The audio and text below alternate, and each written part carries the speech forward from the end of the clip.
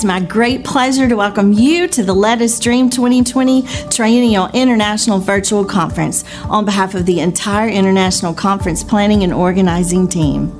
This conference is an outcome of a journey of more than 100 volunteers from different cities, countries, and cultures crossing 3 different continents, Asia, Europe, and North America. Consequently, we're able to provide you with a program consisting of an illustrious group of diverse and talented presenters, all of whom have selflessly given of their time and expertise to bring this conference to you. The first Let Us Dream conference was launched in 2017 at Louisiana Tech University in Ruston, Louisiana, in the United States of America. And at that time, Father Lijo Thomas and a team of dedicated community improvement advocates saw the need to create a forum to connect and share their experiences. That conference was a great success with approximately 200 people in attendance. And since the 2017 conference, annual Let Us Dream conferences have taken place at 5 universities in 3 different countries. We'd like to extend our deepest gratitude to these 5 host universities for supporting, promoting, and participating in this year's conference planning. Also, we want to extend a sincere thank you to the numerous partner organizations who have assisted us in promoting and planning for this conference. Before we begin the day with the opening address, I invite you to join me in observing a moment of silence to connect each other beyond our boundaries and pray for the healing and harmony of the world.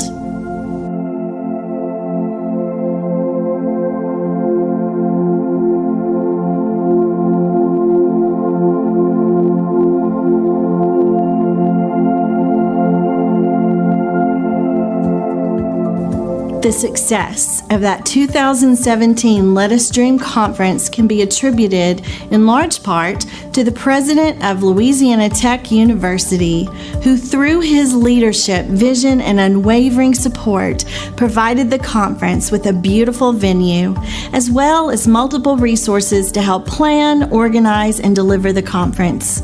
As president of Louisiana Tech, he is the chief executive officer of North Louisiana's only Carnegie Foundation National Research University, and one of only 2 public universities from Louisiana recognized in the top tier of the national universities in the U.S. News and World Report. He is a visionary leader, and throughout his career at Louisiana Tech has received many professional, community, regional, and state awards and recognitions. We are excited to have the president of Louisiana Tech University, Dr. Les Geis, deliver the opening address to the Let Us Dream 2020 Triennial International Virtual Conference. Ladies and gentlemen, it's my distinct privilege and honor to welcome you to the Let Us Dream 2020 International Conference.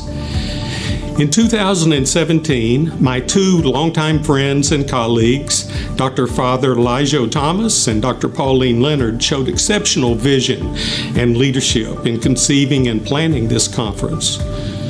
From the beginning, Drs. Thomas and Leonard clearly understood the vital roles that our local communities play in developing the next generation. They understood that community service volunteers and leaders help create opportunities for youth to engage in educational, social, health, and economic activities that are crucial for their development. They understood that our society has created strong models of community engagement where our youth can prosper and achieve great things and have positive impacts on the greater society throughout their lives. They also understood that these models don't exist everywhere, and that there are disparities in engagement, education, health, and well-being, and economic opportunities in so many communities all across the globe. And they recognize the power of collaboration and networking among volunteers, organizers, and leaders across the globe. This power truly changes our world for the better. They had a dream Through connecting these leaders and volunteers, there would be opportunities to learn from each other and to support each other, to have a global positive impact on our future generations. And that significant global impacts could only happen if we connect to each other, learn from each other, and support each other.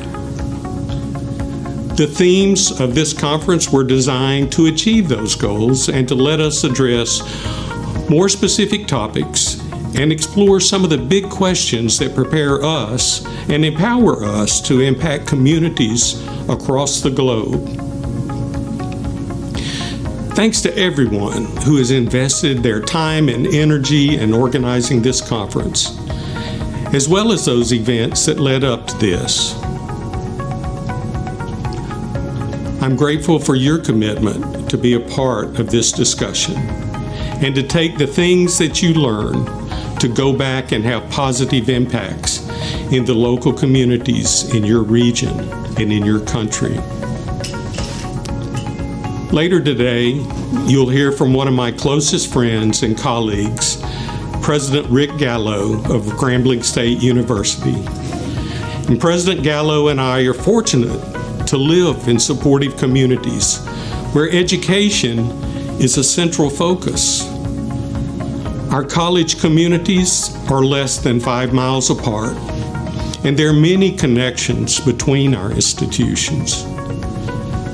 At the same time, there are some significant disparities between our communities and within our communities, even with so many opportunities for education.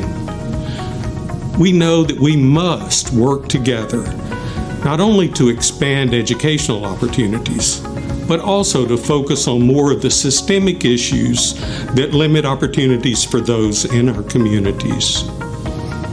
Thanks again to Dr. Thomas, Dr. Leonard, and all of the other conference organizers. Let's all commit to leave here with new ideas that can impact the communities in our region. And let's commit to work together to make a difference in our communities. Have a great conference.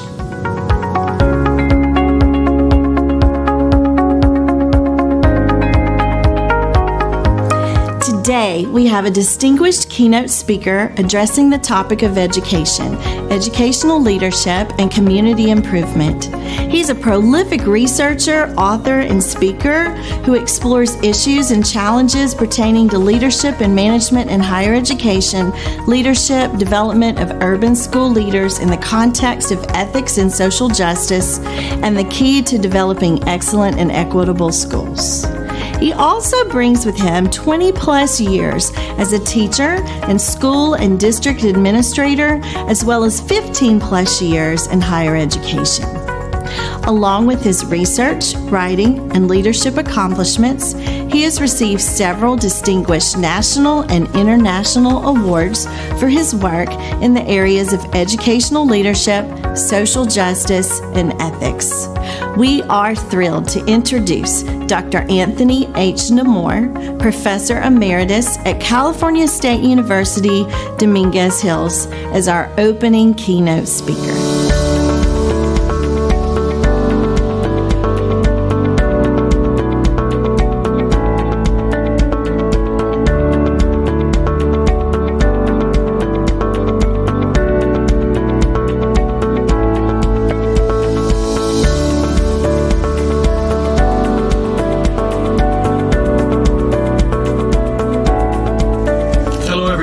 This is Anthony Namor speaking here. I'm all the way from Eastern Canada, although my home is in Los Angeles County. There's all sorts of exciting things going on in the world today, good, bad, and indifferent. And of course, we want to focus on the good today. Let me first start by saying thank you and expressing my deepest gratitude for the committee for extending an invitation for me to be part of this Let Us Dream 2020 Triennial International Virtual virtual conference. It's an honor to be here. My topic is going to be on human rights, civil rights, and democracy within the context of educational leadership for globalization. One of the things I've been studying as of late, along with a colleague of mine from Australia, is globalization within the context of globalization. And I thought that I would take a few minutes to just run some of our ideas by this group here today to let you know where we are, where we stand on different competencies in educational leadership from a global and a local perspective. Let me start by first saying how important it is that people be very much aware of taking stands and what taking a stand looks like. For example, history is shaped by those who take a stand and fight for change. We've seen many authors, activists, philanthropists, all different types of people who come from different backgrounds, very diverse, yet very inclusive, on what that looks like. And most significant changes that we've seen have sprung from the most humble beginnings, the minds of some very famous activists. Some of history's biggest shifts in civil rights, human rights, diversity and social justice, community improvement, solution-focused innovation, diplomacy, and lawmaking have been the result of the work of individuals who embodied and fought for the causes that they believe in.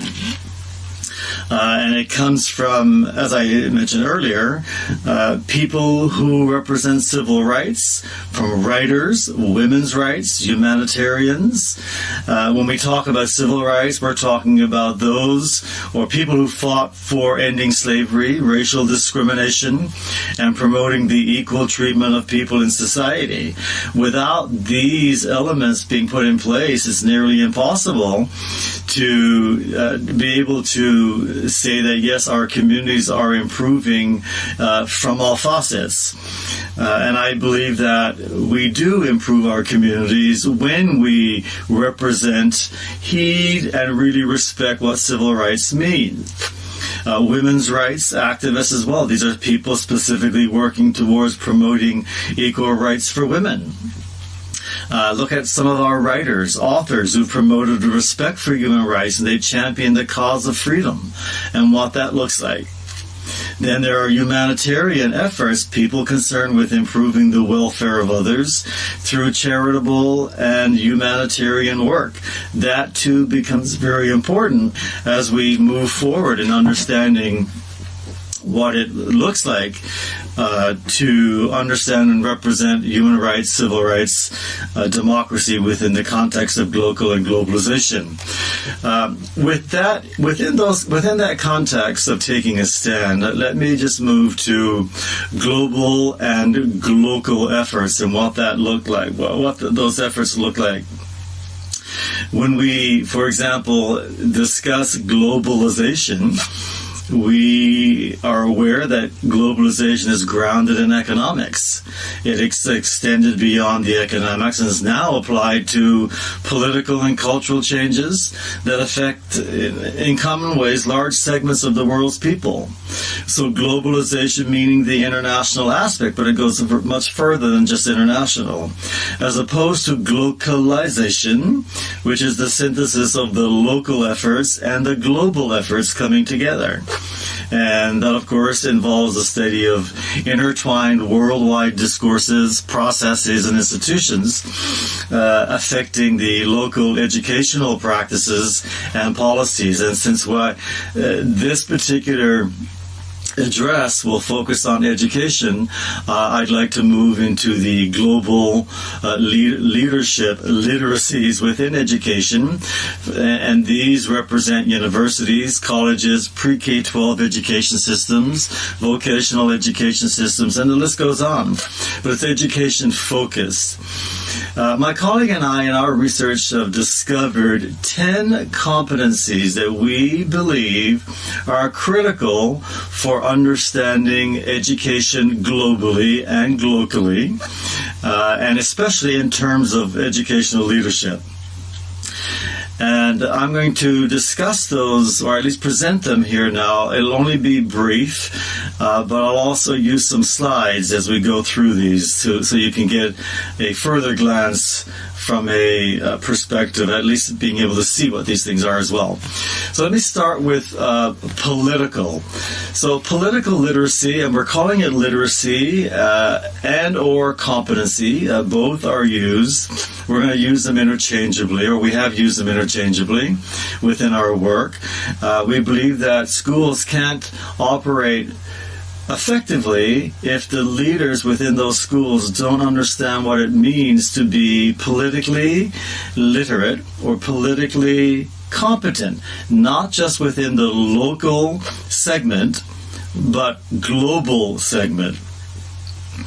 The knowledge and understanding of formal and informal political processes and issues, which enables people to perform their roles as citizens effectively.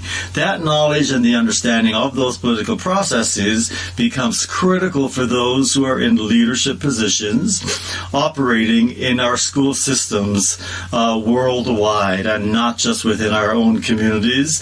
So when we speak of political literacy, we're talking about being literate for the purpose of improving communities locally and globally, as they're both interchangeable, at least connected. And oftentimes we fail to realize what that connection looks like. When we think of politics of global educational leadership, we think of, well, who gets what, when do they get it, and how do they get it? And that what could be in terms of finances, in terms of social capital, in terms of so many different issues, really. Governance, power, the authority in closed and open systems. We believe that continued globalization of educational policy is sure to bring individual preferences, as most things do. It's sure to bring democratic redistribution of authority and individual rights to personal liberty and diversity of opportunity back to the top of the political agenda. That's a brief overview of what the politics would look like, but that then leads into the economic literacy, which is the second one. And economic literacy is the interrelated nature of the global economy and what it is. For example, we have call centers all over the world. We have worldwide crises happening. Macroeconomics and microeconomics as well. And where then, or why should leaders within education be aware of what those macro and microeconomics look like? So the potential for educational issues of economic globalization tells us that it can reduce education to worker preparation. There's a transnational brain drain, gain dynamics that would concentrate an inordinate amount of technical and conceptual expertise in a few affluent centers. Potentially negative impact on human and educational rights due to the extreme inequality with respect to access of quality educational materials and educators as well. So we have the political, the economic, which then brings us to the third competency, which is cultural. So cultural literacy, cultural competency. And we say culture, and when we think of culture, my colleague and I in our research have been operationalizing that as the shared philosophies, the ideologies, the values, the assumptions, the beliefs, expectations, attitudes, and norms that knit a community together. And when a community is knitted together, the idea or its purpose is to improve the community and improve the community health and improve the community opportunity as well for those who represent the community and those who are in its extension. The fourth competency is moral competency or moral literacy. When we think of moral literacy, we operationalize that under the jurisdiction of many issues, for example, social justice, ethics, the need for transparency, the good governance, the moral and ethical decision-making, and within the moral and ethical decision-making, we're also making reference to equity versus equality and what that may mean. A moral literacy approach, for example, to analyzing and interpreting social events, social justice, equity, and equality builds community amity, harmony, and trust among its stakeholders. We believe that positioning the educational leaders to make risky yet very transformational and ethically responsible decisions for the benefit of morally literate communities, nations, and a morally literate world, which is where we are aiming and hoping to be successful with. We then have pedagogical literacy, or again, competency. I'm using them interchangeably, literacy and competency. When it comes to pedagogical literacy, we look at content knowledge and what that looks like. We look at the teaching. What is it that we need? What is the curriculum to look like if we are to make teaching or pedagogy effective within our education systems? What does learning look like? How do we address the different needs of different learners? How do we assess those needs? How do we assess effectively the learning process? And then how do we evaluate? So pedagogical literacy is another element of those competencies or literacies that we believe leaders need, and educators in general need to have knowledge of and be practicing if we're to be successful both locally and globally. We then move to information literacy. Information literacy is the widening of, we have a very widening digital divide. Well, why do we have a widening digital divide? What are the issues that are causing this digital divide, and why is it so wide? From the perspective of education, there are issues of access. Knowing why, when, and how to use information and technology. We want our students, our community members, to be thinking critically about information that they provide and that they use. It becomes a very much a lifelong learning process. We also have organizational literacy, and organizational literacy involves the identifying and the influencing of common social and workflow patterns within organizations, in this case within communities as well. What are those socialization? What does socialization mean? Are there different types of socialization patterns that educators and educational leaders need to be made aware of from a local and a global perspective? Well, yes, there are. We have organizational learning systems in place as well. What are the goals and the plannings of organization? Are our students, are our educators equipped well enough from a knowledge perspective and from a practicum perspective to be able to take their organizations and move forward in a very effective manner, both from a local community perspective or local perspective and the global perspective? And within the organizational literacy / competency, how does diversity fit into this realm as well? What does that look like? Is it important? Is it not important? Well, in our current state of affairs, from a local and or global perspective, yes, diversity becomes very important. There are many opportunities that come with diversity, much like inclusion. It's always been here. We've always had diverse populations and diverse communities. To some degree, diversity, for example, is not just simply racial diversity, gender diversity, but there are so many other issues that come with that, or forms of diversity.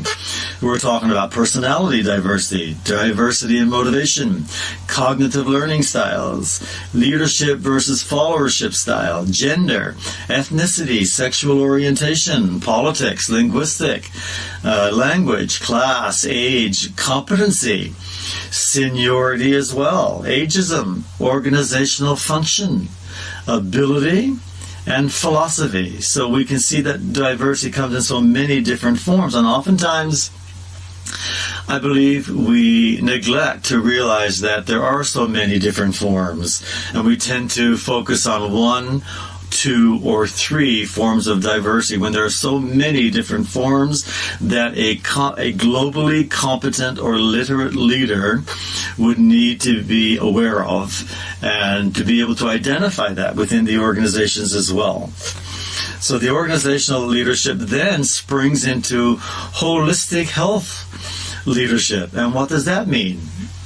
And we think of the holistic leadership theory, holistic development, fundamental assumptions. We all have fundamental assumptions. And the idea that holistic health leadership is important is simply because we want to, or the purpose behind it is to reunite or understand how we reunite the mind, the body, and the spirit.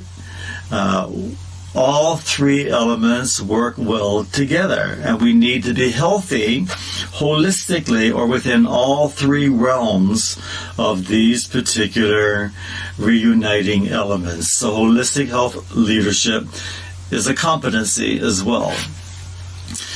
Then we have the religious and spiritual literacy. We want to be very careful here not to confuse religiosity with spirituality. For example, we know that religion provides order, provides continuity, and stability. It is not spirituality. The spirituality is the core of what and who we are. And let me just reiterate the religiosity part of the religion. I say we know. The purpose of religion as we know it, based on the research, is it provides that order. It provides that continuity and the stability, but it is not spirituality. And people have various assumptions of what religion looks like and how effective it is, just as they do with spirituality. But again, this is a sphere of influence, religious and spiritual competency, that leaders need to understand locally, globally, and globally. If we're to understand, for example, as leaders of education within the school systems, then we want to know what role does religion play within the school systems. How effective is it? And where does the freedom to utilize religious tenets come into play? And the same thing with spirituality. Who are we? What is the core of us? Who am I? And what is my core? That becomes really important for the understanding of spirituality. The 10th and final competency or literacy that we've discovered in our research is known as temporal literacy. Now, this one is pretty scant in what the research says about it, but temporal really focuses on being able to read and understand the history of organizations. I say organizations, but it's really understand the history of just the being. To present, we need to understand what the present looks like, and we need to understand what the future of people and the future of institutions look like. That understanding must come from not just one perspective, but it must come from multiple perspectives. And the only way, the one way, I should say, to understand really what temporal literacy, temporal competency means is by using the data that we currently have to predict and project future trends.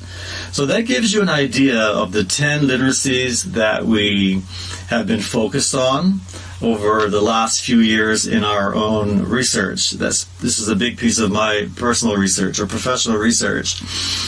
And within those competencies, of course, is the understanding of what special needs as well within our school systems and what that looks like.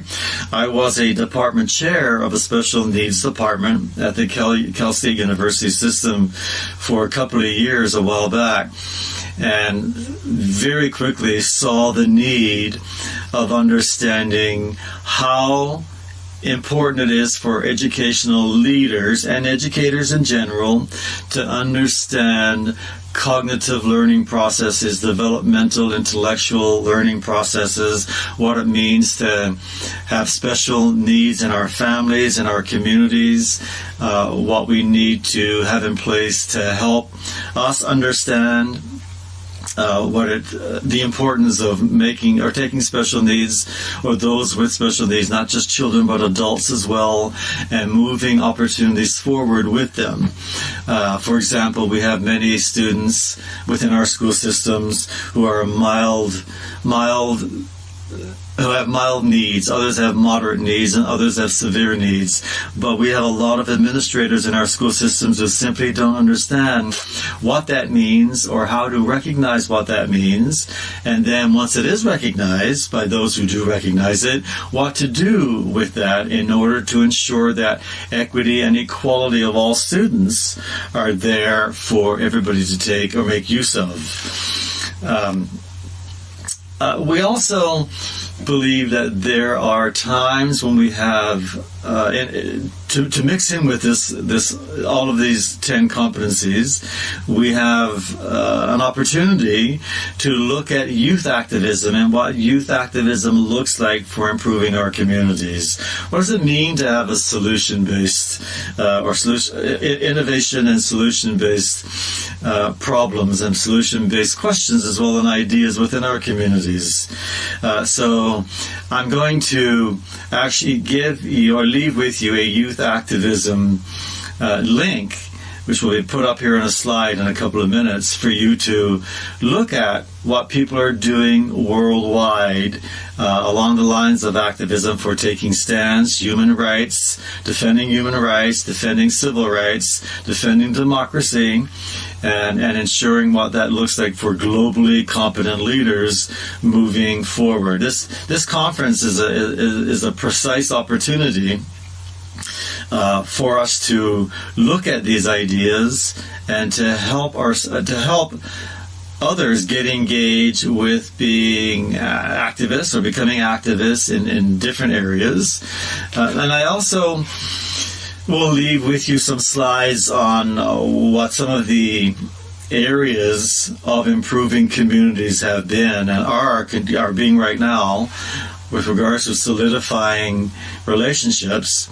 I'm going to be putting slides up here that are focused on global areas. For example, I have one on Indonesia. We have a slide here. I'm going to show you a slide on the Chinese government being not ready for democracy. That's a question that was being asked. Slide to focus on that in Hong Kong.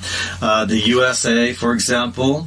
Also in the USA, we have many issues right now that are happening that are putting democracy at risk, or at least appears to be, and from my perspective, it is putting democracy at risk. We have transgender people demanding respect, transgender people, for example, who are being violated, their rights are violated here. Children in cages, that's also an area here. Black Lives Matter is a movement here. Traditional marriages versus LGBTQ and unions. Reproductive rights of women as well, pro-choice versus pro-choice versus anti-choice, I guess, pro-life.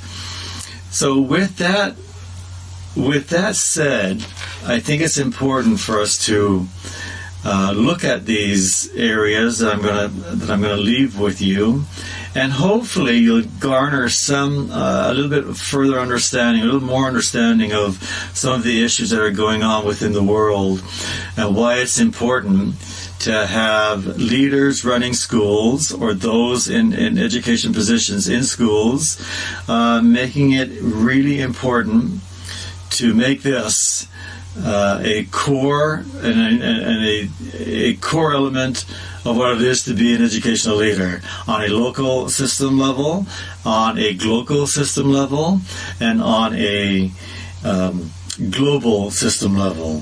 So again, I go back and I'll just summarize, for example, what it means for when you bring it all together.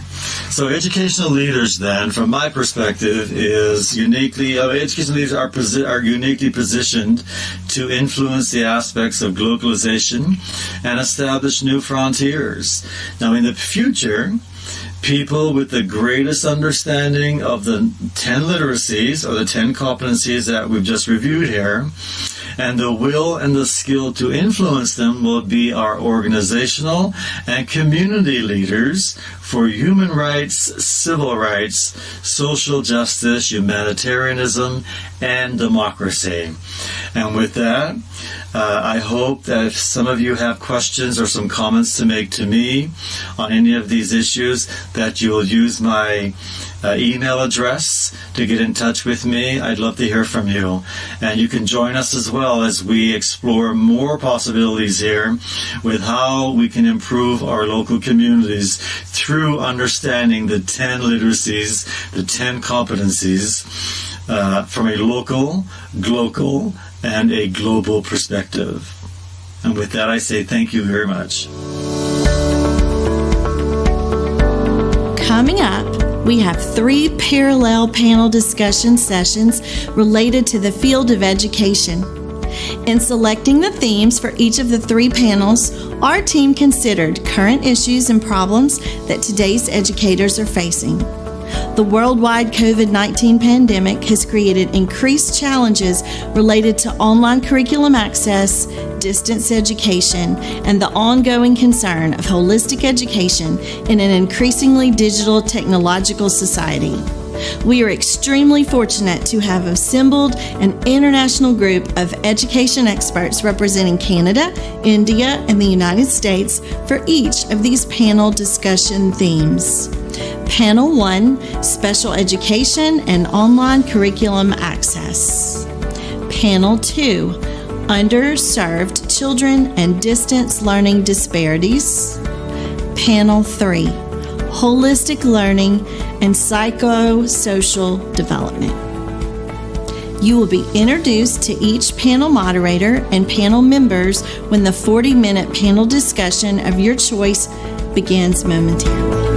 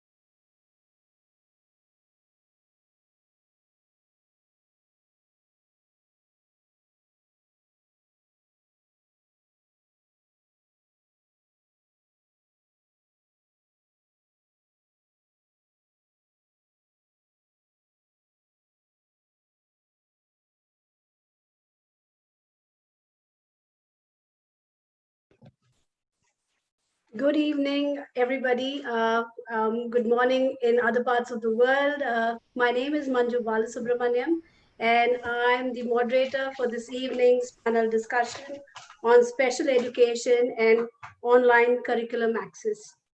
Today, I have with me 3 amazing people who have spent a lifetime working with children with special needs and bringing some of the best practices that one can imagine in the field of education to all children, ensuring that inclusion happens to its fullest. The 3 speakers this evening are Chara Barclay, who is an inclusion consultant in the United States, Dr. Edward Bell from Louisiana Tech University, and we have Swati Velal Raghunandan from Bangalore. She comes from she owns and is the founder of a foundation that works with children with autism.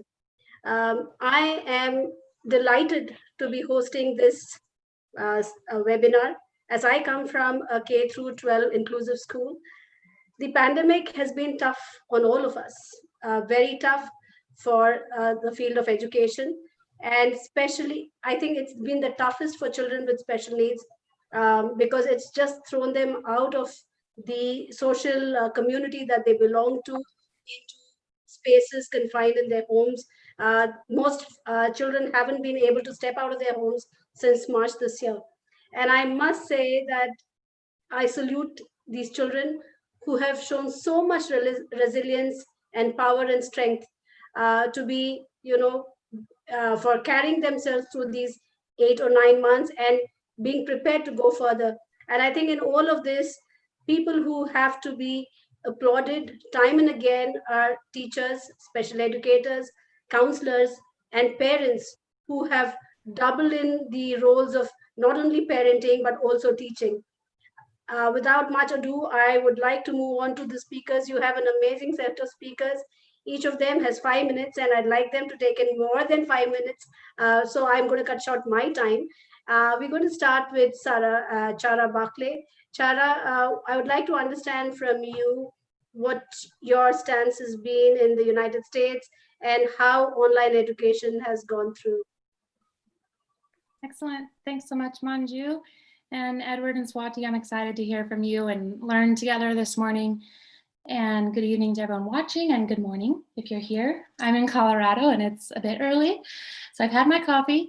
So my background is I was a special education teacher, and then I worked on inclusive programming at Special Olympics Washington. So I've taught in a variety of classrooms before the pandemic, and my focus has always been inclusion. I think for a lot of us, that is definitely the core value we have as special educators and advocates. What I've noticed talking to students and parents and teachers right now as an inclusion consultant is that we're really having to shift our question of where do we want students to be included, right? Before, we may have been focusing on including students in a typical classroom so they can access academics, or including them in their general communities and neighborhoods. And now, since like you said, Manju, people are in their homes, right? So we're really trying to understand, how do we include students in their family lives and in their family routines and maintain some independence for that student as well. So what I'm hearing from teachers is that they're really shifting the question of inclusion, and they're also changing the curriculum a bit. So whereas we may have been focusing a lot on academics pre-COVID, right now it's checking in with the emotional health of the students as well as with their caregivers, because if they don't have a healthy emotional and social well-being, they're not going to access any of the curriculum that we put in front of them as far as history and science and mathematics, right? So I have just been in awe of the teachers. Like you said, Manju, I think special educators are some of the best at pivoting and changing what our roles are. And so I've seen that a lot. And what I'm hearing from students are a few key things that their teachers have done and that they are really the students are looking for during this time. And that is to maintain the independence and to find ways to be integrated into their family routines. So that looks a lot different than teaching before COVID. But for students who experience significant disabilities where maybe they are not as verbal as some other students, or their disabilities impact their ability to do independent homework, for example, I'm seeing teachers being really creative with creating visual activities that students can do on their own, so that once they log off, their parents can have some independence as well, and the students can do some activities. For example, a visual folder where the student has pictures that they turn each page and they see a picture if they don't read, or writing that describes an activity they can do. they turn the page and there's a reinforcing activity or a reward they can do. Like once they're done with sorting or folding their clothes, for example, the next page is a reward of going for a walk outside or getting a snack or swinging if they have a swing in their home. Then they turn the page on their own. There's a picture of another activity that they can complete. So the teachers are still trying to meet their goals that the students have, but giving them opportunities to do that independently, so that the caregivers aren't in that role of educators as well, since they have jobs, hopefully. So a lot of folks have jobs and they also have a household to run. So that independence piece, I think, is really critical. That's what I'm hearing from students of all ages that they're missing, is trying to do tasks on their own again. So when teachers can provide those opportunities for them, that's been really successful, which again has meant that teachers have to kind of step out of their role and maybe mail materials to families or drop them off on their porch, to get those folders to the students or other activities. So that's been really exciting. The other thing that I think has been really important for caregivers is now that the students are home all day, finding ways to integrate them into the family routines. So what this has looked like for a lot of teachers is Zooming in or logging on virtually to observe a family routine that has been challenging for a family, such as cooking dinner, and how do we involve our student with disabilities in that routine or give them another activity to do while we're cooking dinner. And so teachers can observe this activity, come up with a behavior plan for the student and the families. And that's the education now. That's the curriculum, is integrating the student into the family routine, but also providing independence for them. So I've been really amazed at the creativity of teachers addressing these new goals for students, and I hope that we can continue it.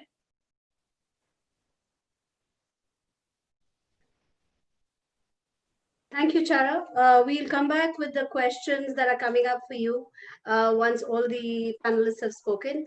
But thank you for giving us, a view and to tell us how managing independence has been very successful. And I think this zooming in into the homes and to address and help parents on the job is something that we've also found very, very helpful.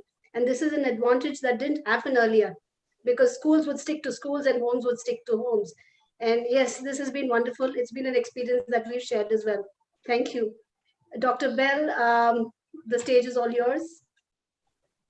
Well, good evening or good morning, everyone who's participating. I work at Louisiana Tech University, and we prepare teachers who work with blind and visually impaired students. And as part of that, we work with the families of those kids and the teachers who are working with those kids as well.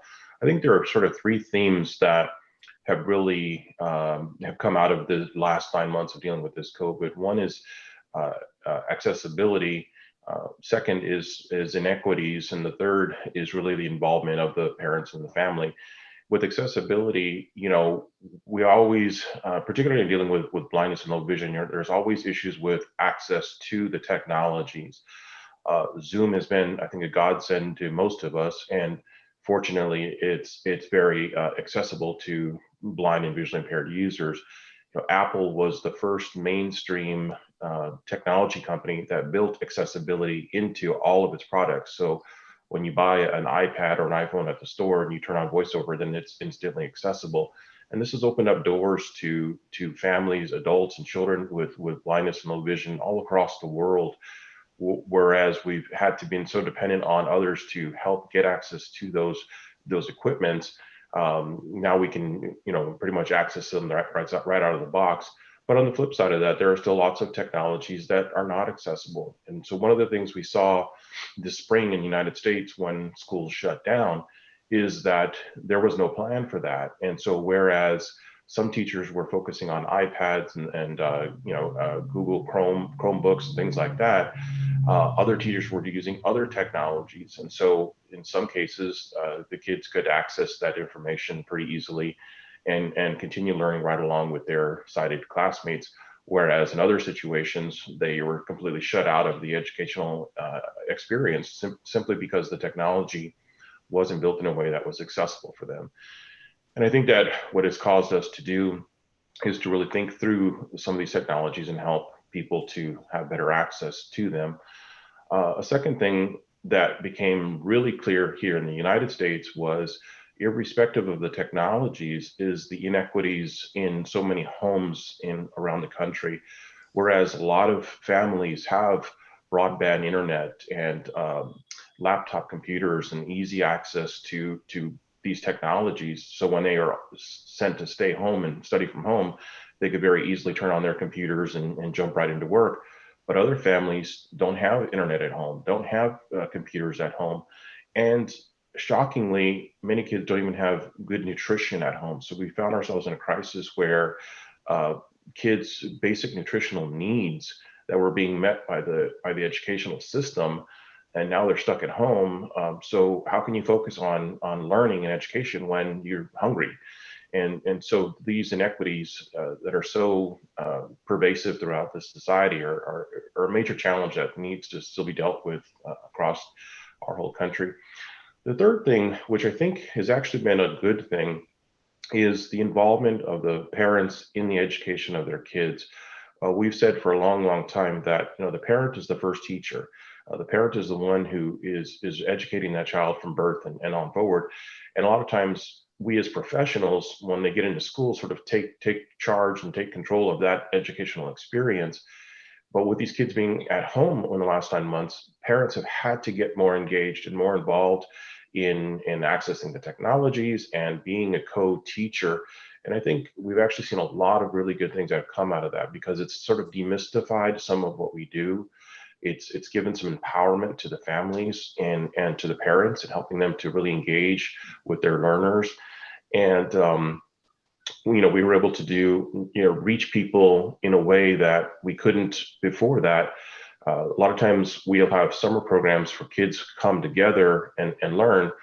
And yet some kids can't travel because of medical fragility or other challenges. And by opening up these online environments and involving the families, it's given access to children in a way that they didn't previously have. So I think the overarching theme that we've learned in the last 9 months is that we have to be resilient, we have to be flexible, we have to be creative, we got to be problem solvers, and we have to involve both the families and everyone in the educational experience. It's not only left up to the teachers in the school. Education it's a global village, and it takes all of us to do that. So I think those are the lessons that I've learned. Thank you, Dr. Bell, for bringing in all the 3 points of accessibility, inequity, and parental involvement. I think the pandemic has gotten all of us to get closer as global citizens, whether it's the United States, a first world country, or developing countries like India and the others and others in Africa. Challenges have been very similar, whether it is accessibility to technology, whether it's inequities in the same country.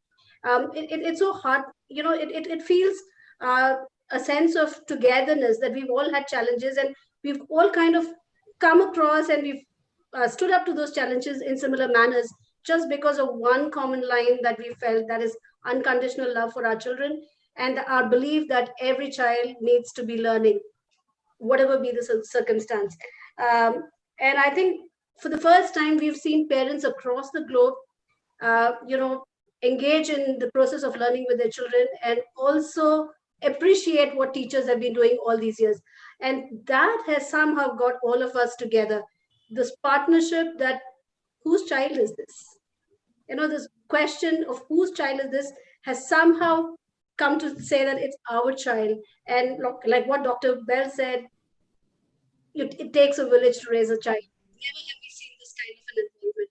Thank you so much for your words, and we'll come back with questions after Swati. Swati, please go ahead and tell us what's happening in Bangalore. Namaste, and thank you all for joining us today. I'm Swati, and I'm the founder director of Ishanya India Foundation. We work with students with developmental disabilities across different age groups, offering various skill development programs. Like the other panelists mentioned, the global emergency of COVID-19 saw an unprecedented shift in education never seen before on a global scale.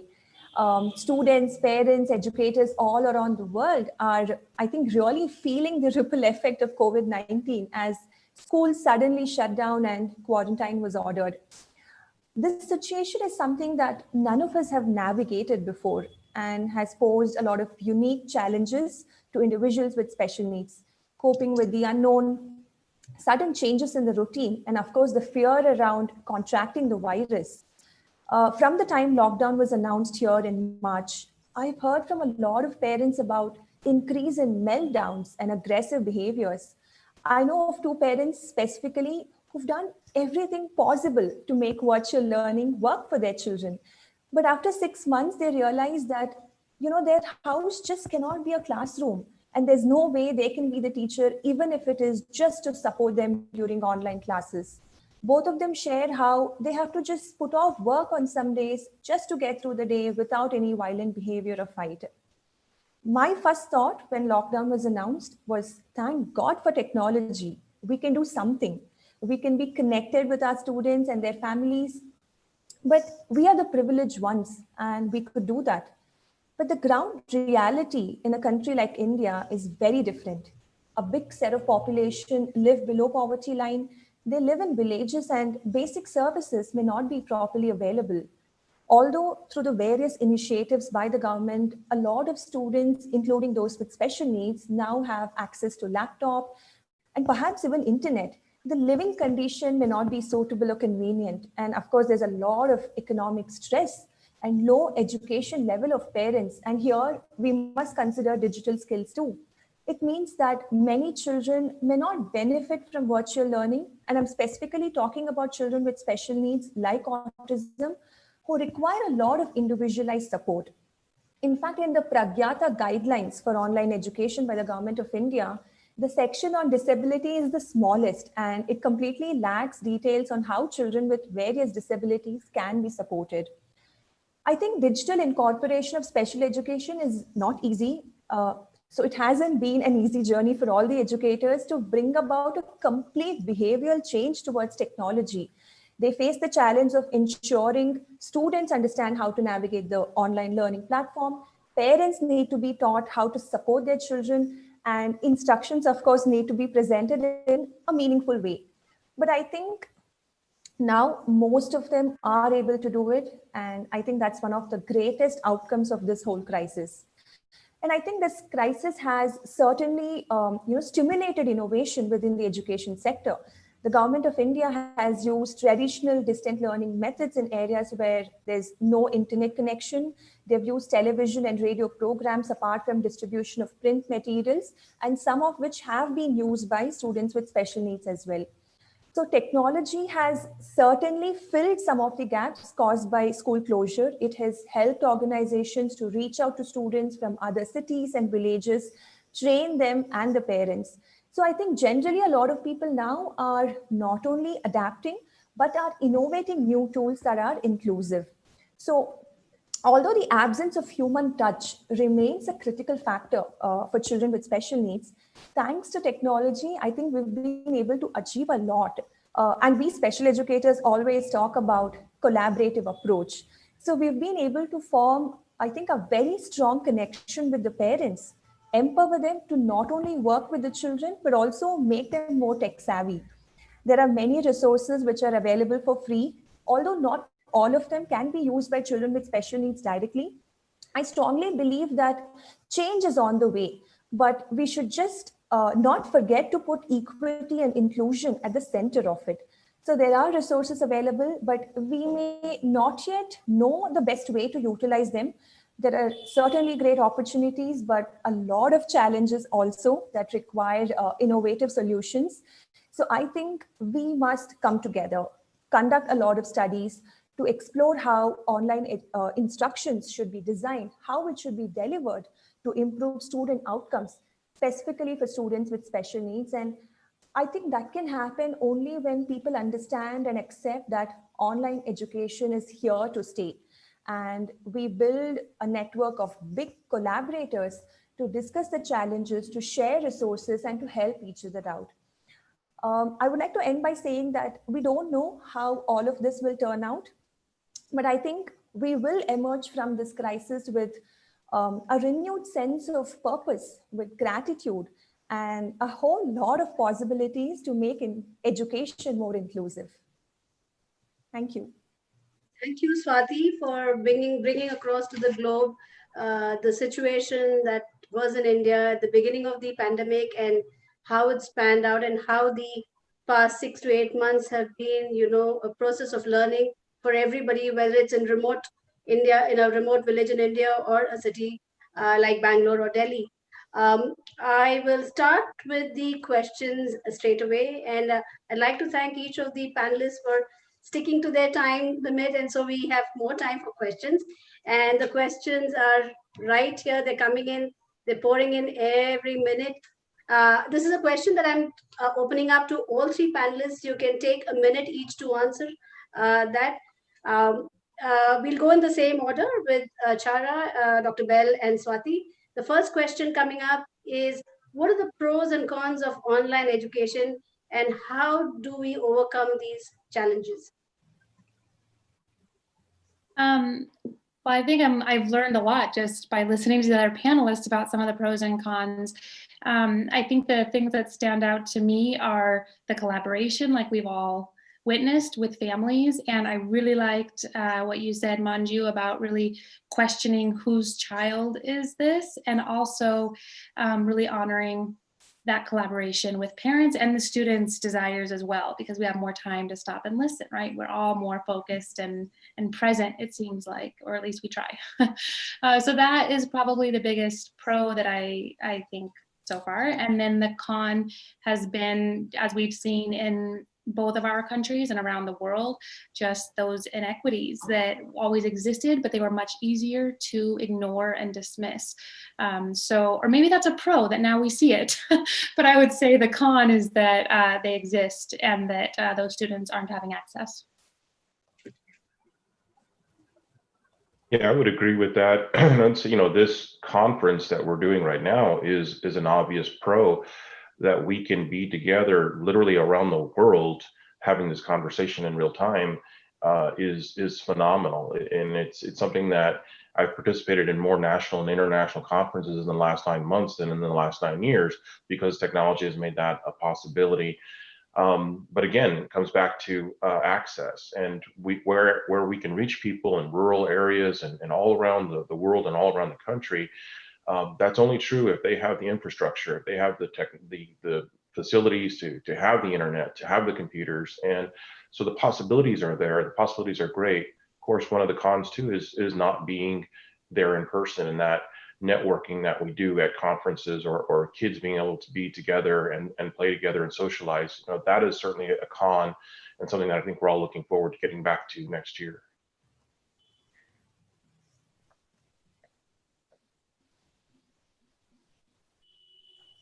Swati, please go ahead. Yes. So coming to pros, I think like the other panelists mentioned, we've been able to make a connection with students and families, which we haven't done before. So that's a great thing. But coming to disadvantages, I think we observe a lot of learning gaps in students, especially those with autism, who also rely on other therapies, be it speech or sensory therapy or OT. And all of that actually helps them learn better. So that, I think, is a bit of an issue, but I think it's okay if children have learning gaps or don't learn as much, as long as they're physically and emotionally safe. I think the environment at home needs to be safe, with a lot of love and acceptance.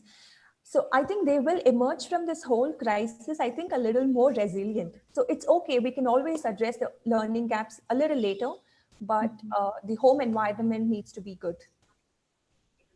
Absolutely. I think that is something that all of us understand, that getting through this pandemic, and this virus is going to stay. It's not going anywhere, right? And it's a whole lifestyle change that the world is going to experience now and in the years to come.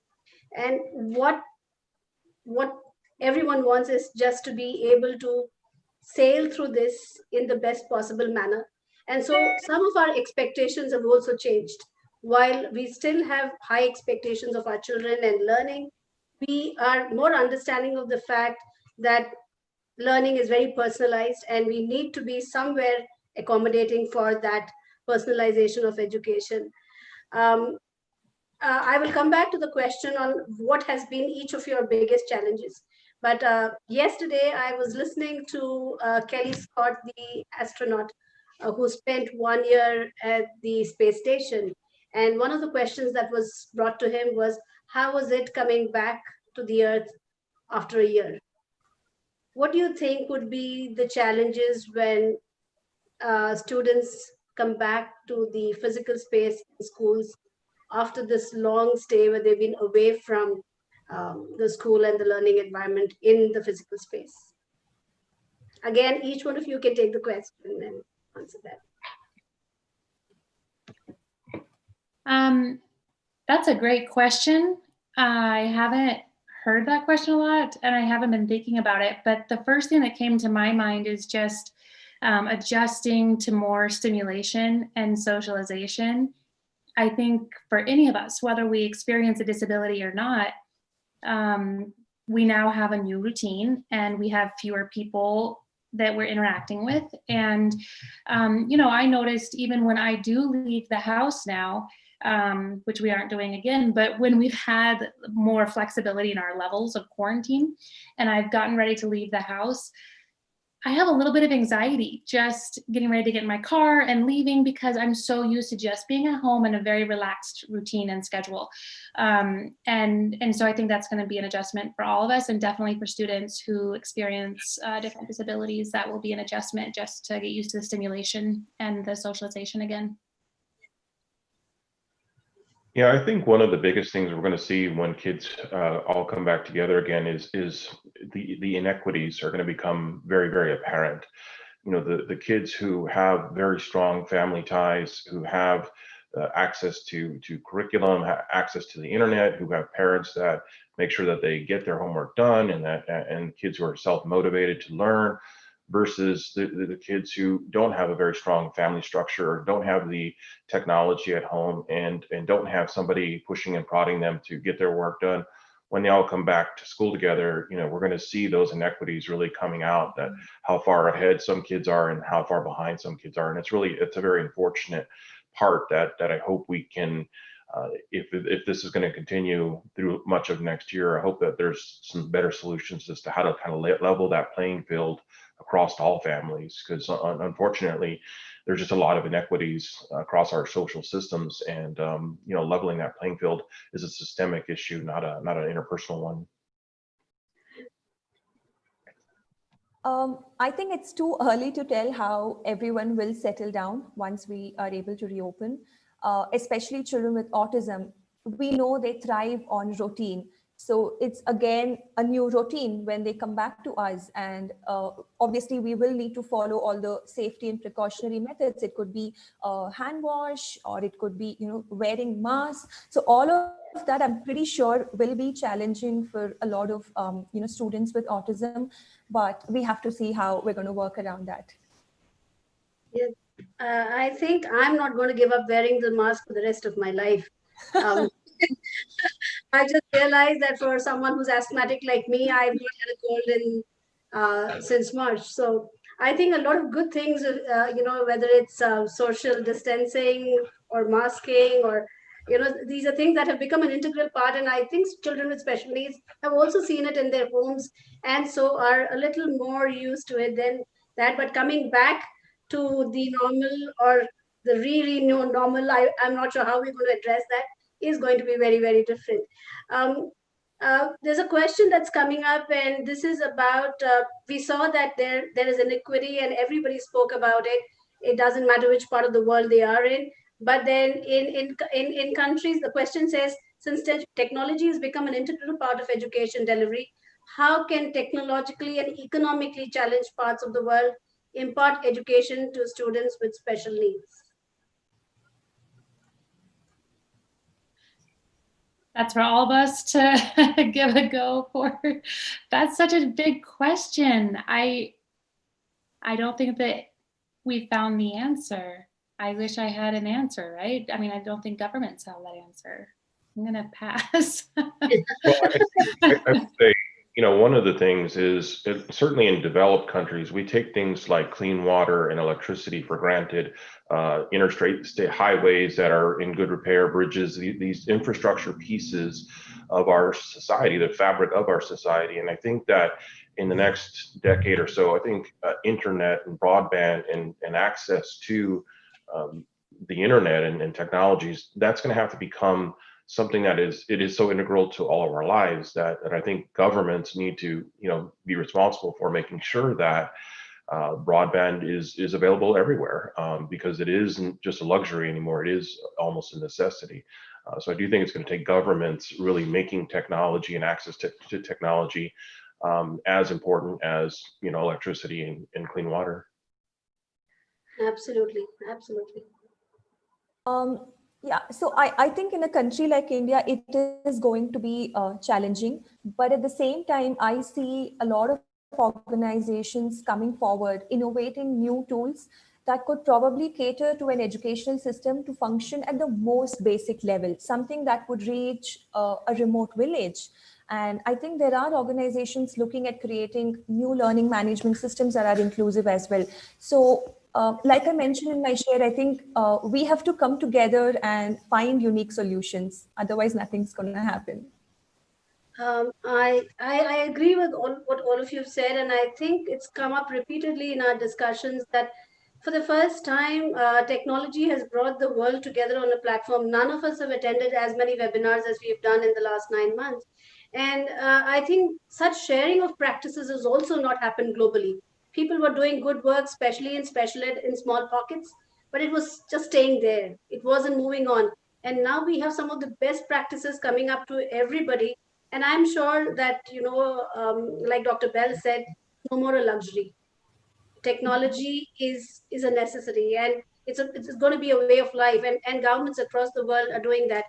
It also came across through your talk about how people are looking at alternative ways, whether it's using radio or television or taking that worksheet and dropping it off at the doors. So people are thinking of as many innovative ideas that they can think of and are trying to implement that. The next question, we have another 4 or 5 minutes to go for questions. So the next question that I'm taking up is, good mental health has been the need of the hour. What are your opinions on this? And I'm just following this with a question that I see with my students and my teachers as well. They're burning out. It's not the way the excitement that we started off with and the energy to use technology and be gung-ho about it. It's telling on us now, as the assessments are coming up, the examinations are coming up, and this not stepping out of the house is increasing. So mental health is a concern. So I'd like you all to share your views on that. I think we need to make everyone's safety our first priority, and learn what will enable each of us to establish that positive mental well-being. I think when we're free to go back to how things were, we must use this experience to positively change the way we think of education, we think of our lives. Yeah, mental health is certainly very important, and there are a lot of helplines available in India where people are free to call up and share the difficulties that they are going through. Again, it's coming back to the same thing. We have to help each other out. It is very important. Yeah, I would say that families are important, and in my family, we try to have dinner together like every night, sit around the table and look at each other and talk to each other and how was your day and what's going on. And that family unit is really very important. But when people are isolated and they don't have somebody in their house, I think it's incumbent upon us to check in on people. A quick text message, a quick post or a phone call. Those human connections are so very, very important. And I think it's incumbent upon each of us to, look at our friends, look at our families, and just reach out and say, don't underestimate how just one email could brighten somebody's day, or one text message, or one phone call. So I do think it's incumbent upon all of us. Again, we're a global village and we need to take care of each other.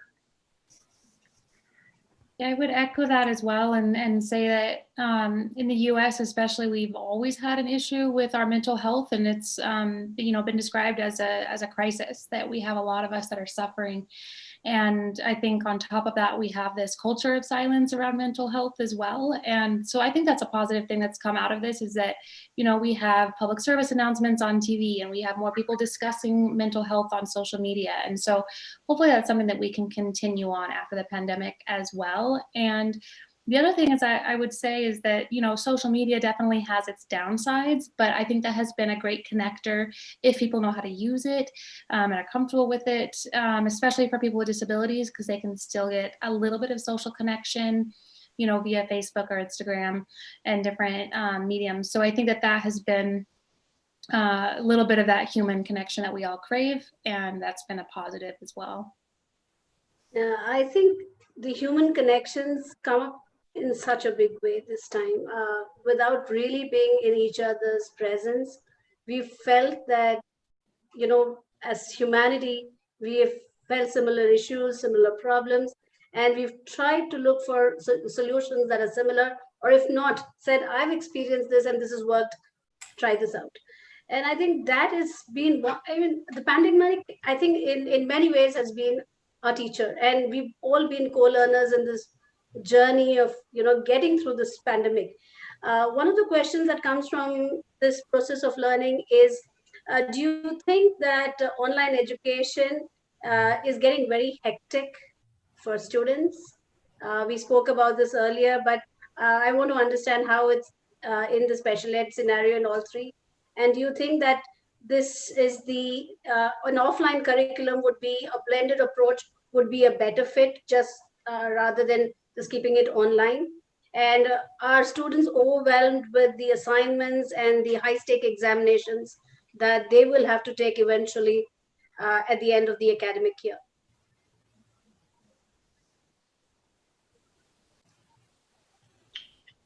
Any particular order you want to take that in? You can go, Dr. Bell. Well, again, it comes back to inequities and access to information. Having a teacher there by your side is ultimately, the best way to be able to learn, that one-on-one experience with the teacher. But given the challenges and the things that we are, can a child who's blind or visually impaired learn effectively at home? Yeah, if he or she has the technology, has the Braille equipment, has the access to the curriculum. And again, what we see is sometimes the answer is yes, and sometimes the answer is no. So it really depends on whether they have the accessible equipment and people who know how to teach them how to use it. And I do think that in the future, what we're going to see is some degree of blended approach between the online and the in-person instruction. So we've got to figure it out and get it straightened out, work out those kinks so we can be prepared for the future and for the next time that, we have another shutdown. I think, it has certainly been very challenging for a lot of students. We work with a lot of students who, for example, they have access to device, they have access to internet, but there is no quiet room at home to take the online sessions. And especially for children on the spectrum, we talk about creating learning space and limiting distractions, which will help them in their learning, and that is not available. So obviously, it's been extremely challenging to get their attention to, focus and reach the academic goals that, we have for them. And I think this also goes back to maybe the idea of students' emotional health being the priority, and kind of trying to maintain that foundation so that when they go back to in-person learning, they can learn and their brains are being taken care of. But yeah, I would say that students are definitely getting overwhelmed. And I can even see with my own daughter, she does speech therapy and it's all online. And there are some days where it's supposed to be an hour and the speech therapist and I are saying, she's not going to learn beyond this moment, she's done. But just sometimes having that on in the background, and her speech therapist is talking to her and being available, it provides that consistency, even if she's not engaged in it. And for students that take assessments, I know that's a different scenario, but I think being flexible and knowing that logging in, seeing the face and working as long as you can is really critical, but also not pushing students so that they, aren't stressed out, more than need to be. Thank you. There's one last question that I'm going to take, and I have a minute, but I'm still going to take that. And this is a question on how has it been a challenge for elderly faculty members who might not be as savvy? And have you had any issues with teachers finding technology inaccessible or difficult to use? And everybody gets a quick 10 seconds. Well, this is one where the kids are definitely the ones at the advantage. So the kids can pick up any technologies and learn them so fast. And I do think for some older instructors or teachers, I think that is the challenge, is being able to come up to speed quickly on the newer technologies. And it's, something we have to do for the kids. Absolutely. And I think our students have been our teachers as well, telling us how to navigate when we get stuck. And I think it's been wonderful. I'd like to say a big thank you to all the three panelists, Chara, Dr. Bell, Swati. It's been such an amazing 40 minutes. I've just not known how time's flown by. And the biggest takeaway for me this evening is how we as mankind have bonded together to, defeat this pandemic, whether it's the vaccine coming in or us living each day together virtually. It's been an amazing journey, and I think we should catch up ever so often to share what's happening in different parts of the world and bring the best for our children.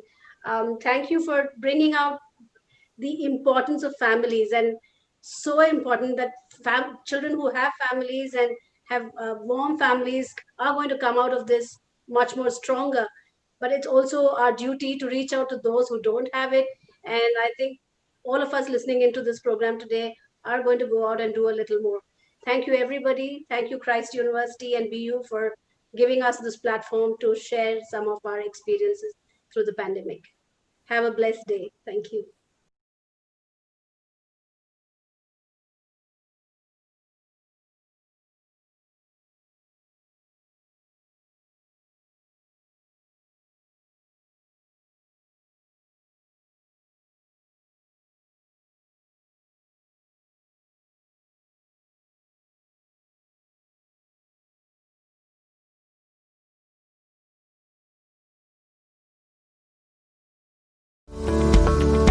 Welcome to our Unsung Heroes celebration.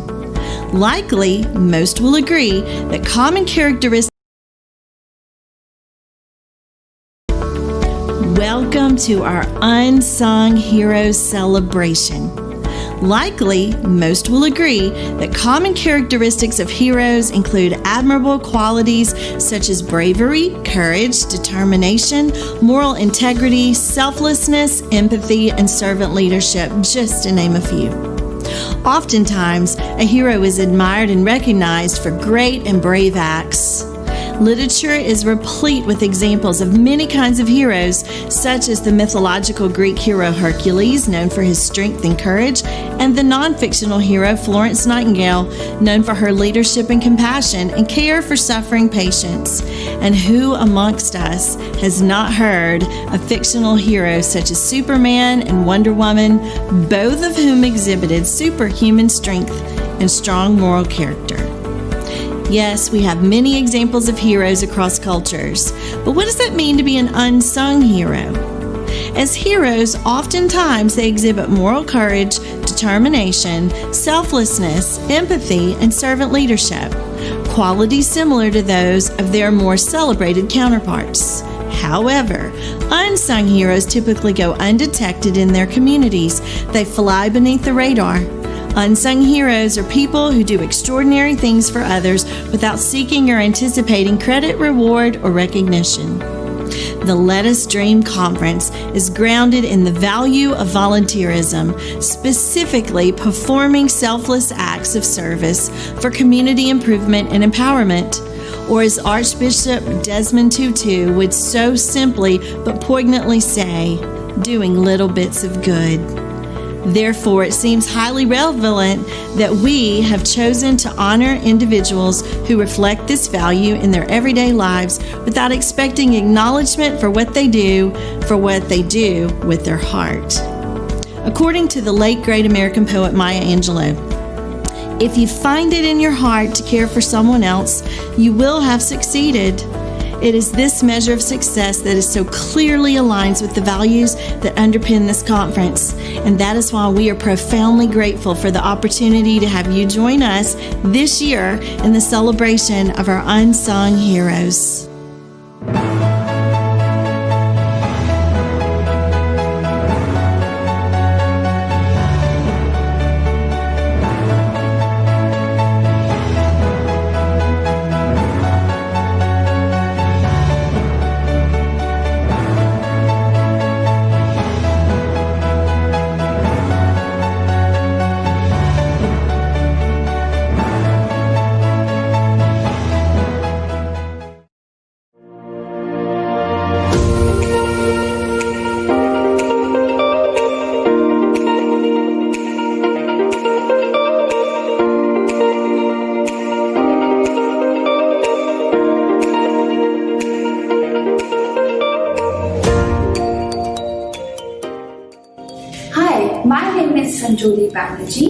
And I am a social activist as well as a student currently. So I took up the cause of female feticide in 2004 when my younger sister was born, and I had a personal experience with what people think about females and female feticide. So that's when we started the campaign against female feticide first, and recently around 2 years ago I adopted a village. So I took up the cause of female feticide in 2004 when I was just 5 years old, where I started reciting poems, going on awareness drives, talking to people and sensitizing the masses. Then 5 years later, in 2009, I took up the cause of climate change, and again we sensitized the masses and we went on plantation drives. Finally, in 2018, I adopted a village. And 2019, I founded the Sushiksha program along with my sister. I personally encountered how traumatic it can be to give birth to a girl child in a home where you already have one daughter. So when my parents were expecting my younger sister, we saw how society pressurizes the parents to abort the girl child just because she is seen as a burden. So that motivated me to take up the cause, and once my sister was born, fortunately we took up this cause, and together with my parents I started this move. However, it was in 2017-18 when I was studying at the Australian National University that I realized the importance of education and how it can transform a life. Having studied and gained world-class education myself, I realized how young children, the youth, their energies needed to be tapped and they needed to be made aware citizens. So in order to promote civic engagement and to make them more aware socially as well as academically and politically, I started these classes in 2019, and successfully it's been running for over a year now. So regarding the female feticide project, which is titled the Save Daughters, Save India campaign, what keeps me going is basically the results it has created. When we see people who once thought of aborting their girl child and now they've given birth to that girl child and they're very happy and they're educating her, that itself is the satisfaction we require. Besides that, I've seen how individuals can transform their communities and communities in turn their societies, and how this can become a chain of change makers. So just seeing these things keep me going. Besides that, regarding Sushiksha, my free mobile school, absolutely the kids' enthusiasm, the energy, the way every weekend, Saturday and Sunday, they just come rushing to our classes and they don't want to leave, and they request us to continue the classes even during the weekdays is actually very inspiring, and that's what just motivates me to keep going. So I have always had this intrinsic motivation somewhere that has kept me going, the feeling to make and the inspiration to make a change around me, to become a change agent myself and leave the world as a little better place than I found it to be, and of course seeing the change around. So all of these things, a blend of these things have motivated me.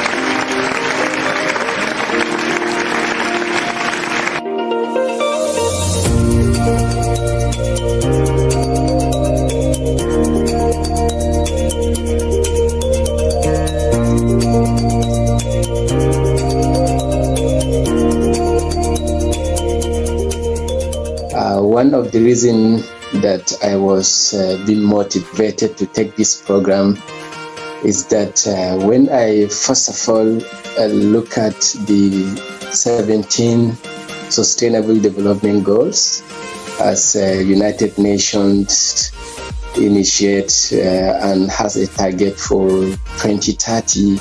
So I start thinking as an individual, what should I do to contribute to these 17 Sustainable Development Goals that has 169 target, 226 indicators. So after sitting down and thinking of what should I do to contribute individually, so first of all, I look at my community and I look at the challenges we are facing. And what came to my mind, I said, one of the things that can make any community to develop is to have a quality education. So by having zero hunger or no poverty, when people are educated, they have quality education, they have an opportunity to do whatever they can do to make their community develop or out of any poverty or hunger. So when I think of that, actually I graduated in 2014 and I got job in 2016 at Federal Judicial Service Commission, Nigeria. So when I look at it, and I base in capital of Nigeria, which is Abuja. So when I turn back to my community, I say, since I'm working here at Federal Judicial Service Commission, I need to create something that can help my community. So I think of saying, okay, let me just start searching for fully funded scholarships. So when I started it in my office, sometimes if I don't have any work to do, I would just enter Google and search fully funded. So I came across one university called University of Sharjah. It's located in Sharjah, United Arab Emirates, and they offer fully funded undergraduate programs. So I said, okay, that would be, and I know that I have internet connection always that I can make my own research. So I called my community. I asked community. They sent me 10 different names of candidates that has excellent in their secondary school. So I got all their details and everything, and I applied for them for the university. So fortunately, the 3 of them got admission, and it is fully funded. So they have sent me their passports. I processed their visa and everything, and the university sent their e-ticket, and they traveled to Dubai. So after the first 3 set has gone, I said, wow, that's perfect. So I will be continue doing this kind of things to help my community. So I continue every year. I will contact them to send me some candidates. Then I will fill their form and everything. So if they have gotten their admission and everything, I'll prepare their visa and everything, and they will go. So these are the kind of thing I think that motivated me to say I have to stand for my community, for my country, and for the world entirely. So that's what motivated me to start this program. I will call on everybody that want to initiate this kind of things. It will help a community to become out of poverty or out of ignorance and all these kind of things. And most of the problem we are facing here in Africa, you will see some violence, some kind of distraction. Is all about people don't have anything to do. But once they are educated, they will get job, and they can initiate program that they can do for themselves. So I'm happy for that I am be able to be doing this kind of things, and I will continue for it always if I can get any opportunity.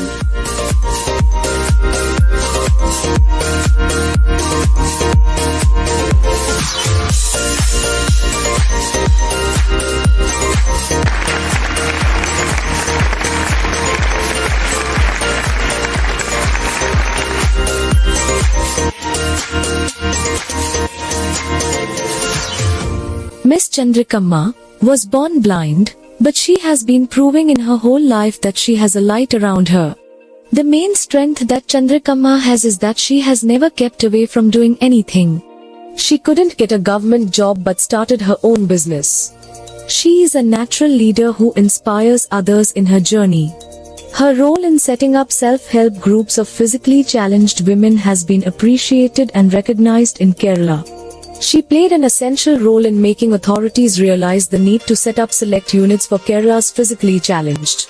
She has served both as the Joint Secretary and President of the Women's Forum of the Kerala State Federation of the Blind, and Vice President of the Kerala Federation of the Blind. She has set up a home for children affected by cancer. She has been regularly visiting the Regional Cancer Center of Kerala to provide care to many patients.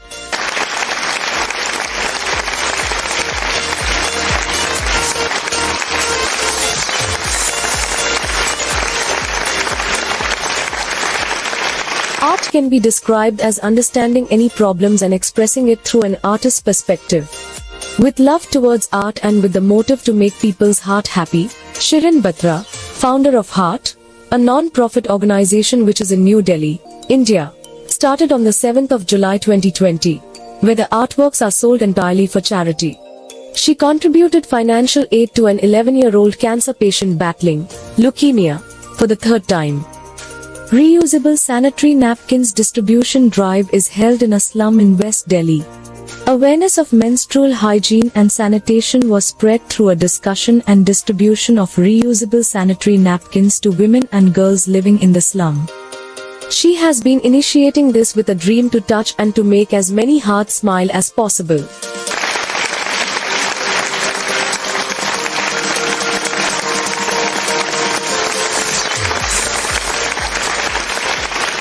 Is the founder and president of NOSA India. National Organization for Consumer Education and Research was established on 15th of March 1992 by a team of 11 people from all over Kerala state. They have traveled across different parts of India and realized that a national level organization was needed to spread awareness among consumers about their duties and rights.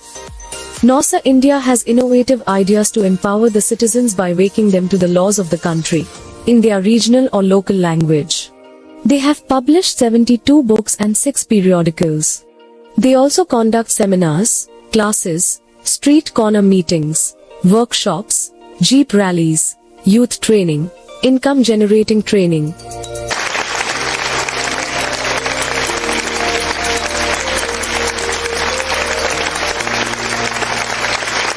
Yoshio Tajima works for non-profit organization, Solar, Water and Green Project, which is established in countries worldwide, such as India, Ghana, and Japan.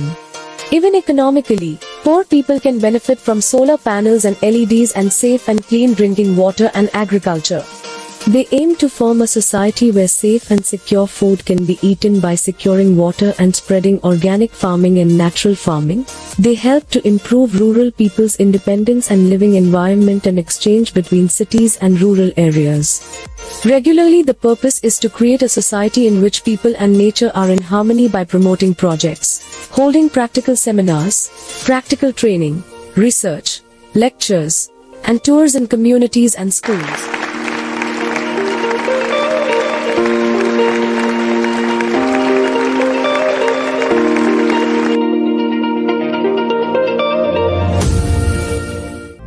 Today's closing keynote speaker is a world-renowned women's rights activist and has been involved in her pioneering work since 1991. During that time, she has spearheaded, initiated, and facilitated a host of programs designed to improve the lives of underserved children and women. For example, she was an advocate for helping children living on the streets, and she initiated India's first police civil society child protection helpline. Also, this determined woman spearheaded a 3-year training program for elected women representatives to address and curb human trafficking in their respective constituencies.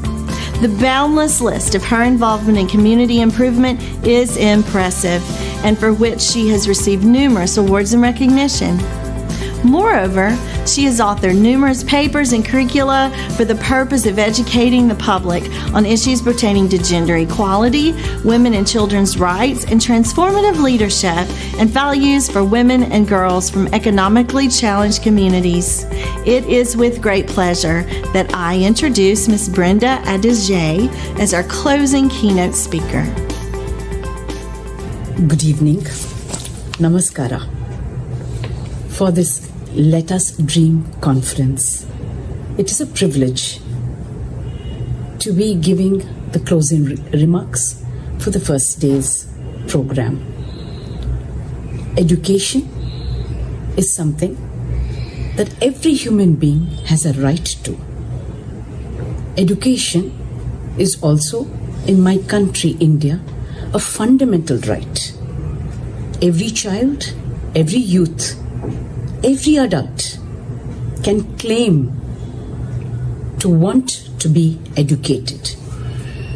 Best institutions, quality education at the cost of the government. The challenge and the big question that we are faced with almost on a daily basis at every level, especially among the poor, the marginalized, the vulnerable. Do we really have that quality education extended to these people? No, we don't. The education that is extended to the vulnerable, marginalized, poor is education that cannot be called education. It is literacy, sharing of knowledge, information, some academic matter that is going across to them. Of course, the system needs to be challenged. The system requires to be questioned, because when we speak of education, we need to understand that education is to gain knowledge, gain values, learn about principles and ethics of behavior, of language, of attitudes, to make each one of us better human beings, better individuals. So the question arises, is this what my schools and colleges and educational institutions impart? Today we know that teaching, the pedagogy, is lost. I am taught what somebody else thinks I need to be taught. Not what I want to learn, not what I am capable of learning, not what enhances my own talents and potential. Nothing that would make me a better person. In these years that we have been working through several organizations, particularly over the last 15 years, I have been working with Global Concerns India, and we work with children who have left their homes, and we normally have a nomenclature and call them children living on the streets, children dwelling on the pavements, children who might have been trafficked, children who go missing, children who are poor, children who might have got into conflict with law. They are rescued. A lot of work is being done to rehabilitate them. But the question that we need to ask, have we really restored their lives? Because when we talk of rehabilitation, we talk of education, we talk of formal school. What is being imparted at the formal schools or the non-formal schools, or the bridge education that some people would call? We from Global Concerns India have been very, very particular that every child, for whatever it is worth, must complete formal schooling as the system is just now. We also realize that though education is a fundamental right of every child, most of these children are unable to afford, their parents and families are unable to afford quality education. And this quality education is expensive in many, many ways. And that is why we work with children who live in slums, sometimes with their families on the pavements, and children who may be rescued from trafficking, child labor, bonded labor. Those who have gone missing have been traced. And then the only first thing that comes to everybody's mind is they must go back to school. Okay. The schools that these families can afford for their children are government or government-aided schools, which are not free. So a little fees is helped with. But we realized that children find it difficult to cope with this scholastic education. Children find it difficult to have not gone to school for 10, 12 years and now suddenly into formal school. So Global Concerns India runs something called Assisted Learning Program. What is this assisted learning program? This is to help the child enrich his or her own potential and talent and be free, be supported, be mentored, helped to dream anything that he or she wants to become, to dream, to visualize and follow that dream without hesitancy, without being afraid. Learn to question. Learn to be able to share his or her point of view and opinion. The assisted learning program is conducted after school hours, inside the school premises. Of course, a lot of permissions and all of that is taken. But we also run these sessions and classes in the slums. We call these programs as creativity sessions, creativity centered. This is for the child to understand what it means to be punctual. Why should you be punctual? Why should you not use bad language? Why foul language must not be encouraged? Why violence must not be encouraged? Domestic violence is something that is so common, it's almost part of the landscape of many of the children's homes. But these sessions are to help them to understand that violence is not the beginning and end to settle scores, to get your viewpoint across, to be able to say that you're right. You can do this through dialogue, to conversation, to debate. And all of that is something that children are encouraged to practice. Reading, poem recitation, participate in drama, in theatre, in singing, in sports, because often there is this conventional notion that children who come from the slums, children who may have been rescued, may not be able to learn all of this. Going to school itself is such a big boon. So these classes, we have seen over the last 14 years, have helped children to understand so much more about themselves, not feel that where they come from is important at all. It is important for them to understand, to work towards where they are going. And this is what we have learnt and seen. The children who may come from very abusive homes, very violent homes, have made for themselves better lives, have become better persons, have become stronger people who know that their potential can be used to the fullest.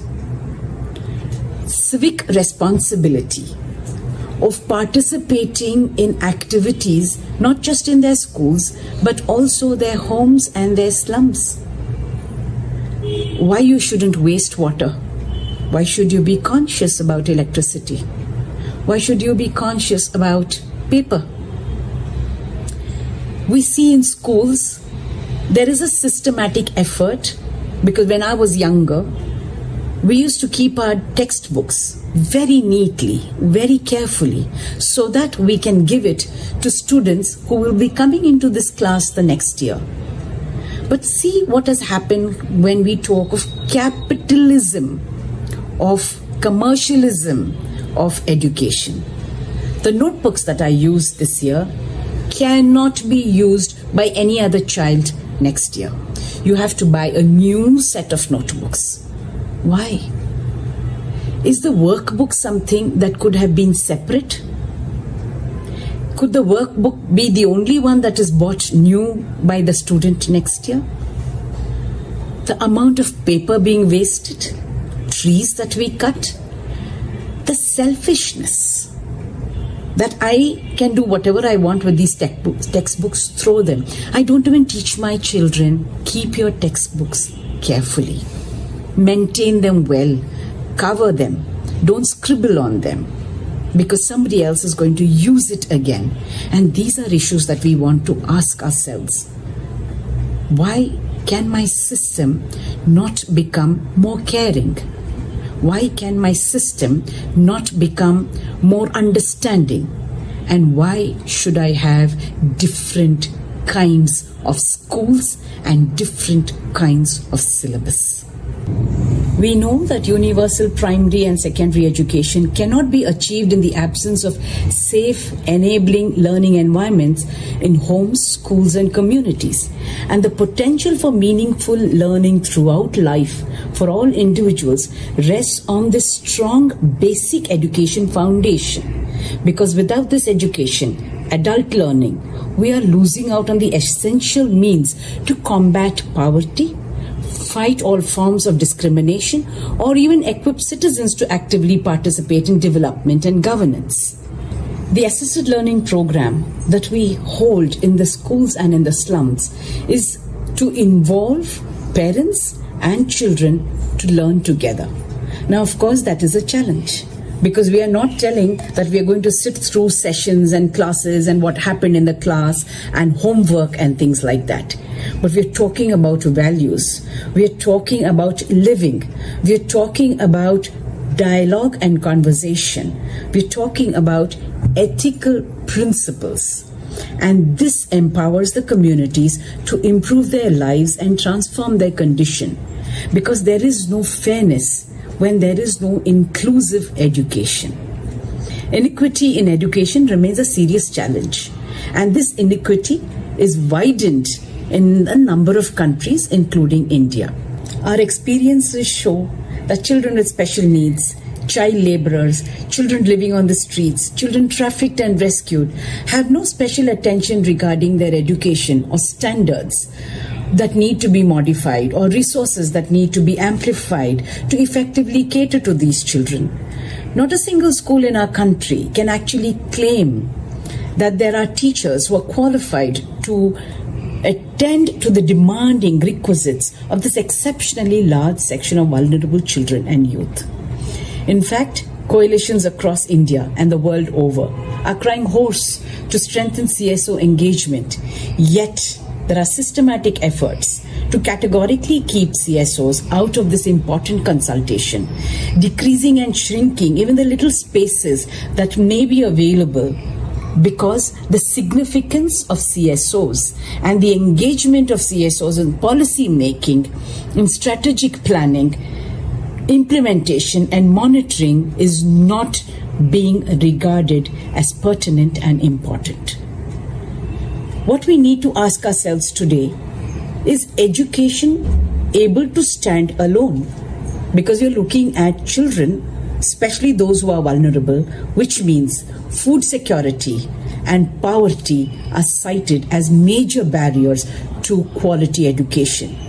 And this key factor widens the divide. This key issue makes situations even more abusive for the girls and poor women and young people, because we know that dropout rates are very high in the normal schools that are around across the country. Apart from this, gender disparities persist for everybody, especially those who are differently challenged. who have other kind of disabilities that they have to contend with. Many of the schools, whether they are private or whether they are the government, don't even have ramps for children who are differently abled. To add to this, there is the entire challenge of ethnicity, children who have migrated from other states, language, and these factors have not been looked at across schools. Persons in these situations find it even more difficult to even be part of the regular setup. The government's various commitments to rights of education remain unfulfilled, and whatever NGOs are doing, CSOs are doing, is almost just a drop in the ocean. It is against this backdrop that priority recommendations are being made as most urgent to get back on track, to decisively address education as a fundamental aspect for all citizens. Education is essential for promoting peace, human rights, gender equality, cultural sensitivity, and sustainable development. And this is what organizations are trying to do across the world, especially so in India. Having children be participating in different forms of education, not just scholastic education alone, different kinds of education, learning through different forms of education and curricular. We have noticed that children want to participate and question the wrongs that adults are indulging in. And this becomes difficult when teachers are questioned by students. Very often teachers feel that students must not question them. Very often teachers also feel that students coming from the slums, students from poor backgrounds, Dalit students, do not have the right to question the teachers. This is a big challenge for us. At one end of the spectrum, we are talking to children about equality, about fairness. We're talking to children, encouraging them to ask questions. And then when it actually comes to them in school, they are being told, don't talk. What is taught is what you need to go back. Learn, memorize, rote memory, whatever it may be. But we are happy that these assisted learning programs and classes and sessions have made children realize to ask questions, to debate, discuss, and not be afraid to dream. We have children today who are working as chefs. We had one particular girl who has now joined the Chitrakala Parishad. But it was a big challenge for us to take her there because her family in the slum felt that sketching and painting and drawing can't actually be a profession that would actually fetch you money or you will get a good job. With a lot of convincing, a lot of counseling too, this child did her entrance exam and was immediately taken into the college. She has fared very well. She has done very well for herself because it is expensive to study in CKP. Your paintbrushes, your sketches, your pencils, your paper, all of that is something that the parents cannot afford. But we've had generous donors who've come forward through the schooling project, through Global Concerns India. And she is not just one example, we have several other examples. We have children who have got ranks in engineering. We have children who are working in Accenture as leaders. We have children who work as chefs, not in India, somewhere in London. We have several girls who are working with the airlines.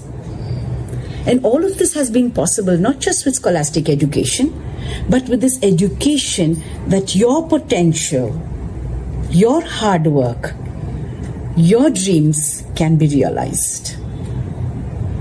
We dream with our eyes open to celebrate life with our spirits, soaring to make it possible for every child, every youth, every woman, every adult to follow those dreams, to live life abundantly, to live life in all its fullness.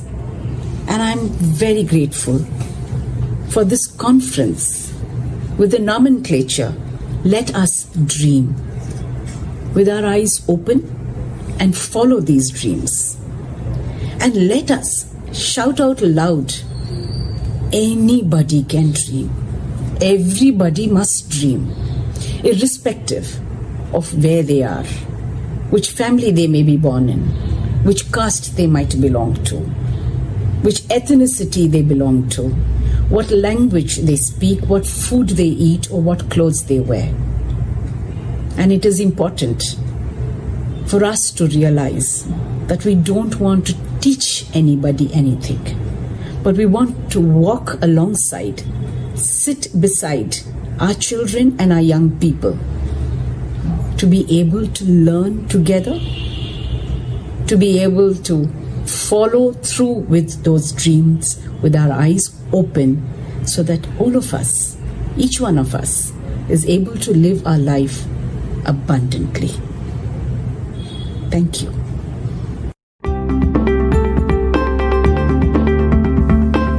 It is an honor to have our next speaker provide the closing comments for today. As president of Grambling State University in Grambling, Louisiana, this man is no stranger to the Let Us Dream Conference. He has been an enthusiastic supporter of the locally held conference in Louisiana and, in fact, last year's keynote speaker.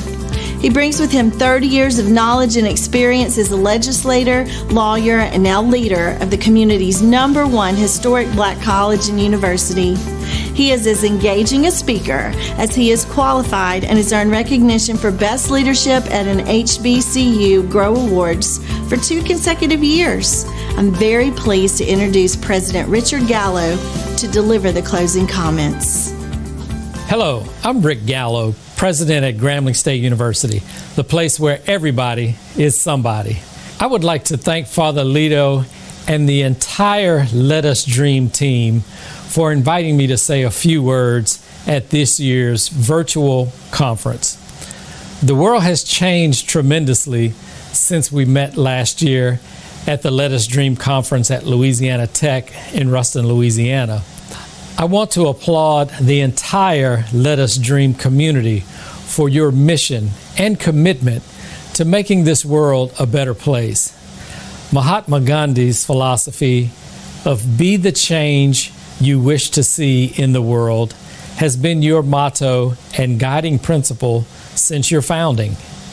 You continue to be true to your mission in a world that needs you more than ever. We are living in the midst of a global pandemic that has forced us to live our lives very differently. The loss of life and other hardships that have resulted from the COVID-19 pandemic have been difficult to comprehend at times. However, there are countless stories of people, organizations, and businesses that have risen to the challenge and have shown us how to navigate our new reality.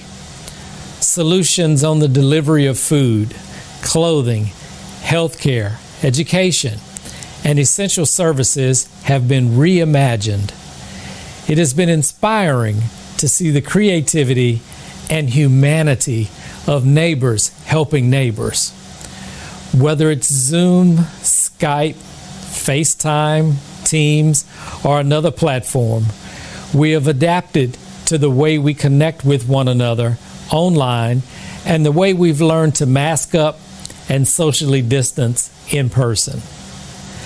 Life as we know it may be different, but it is also a chance to change the way we see it.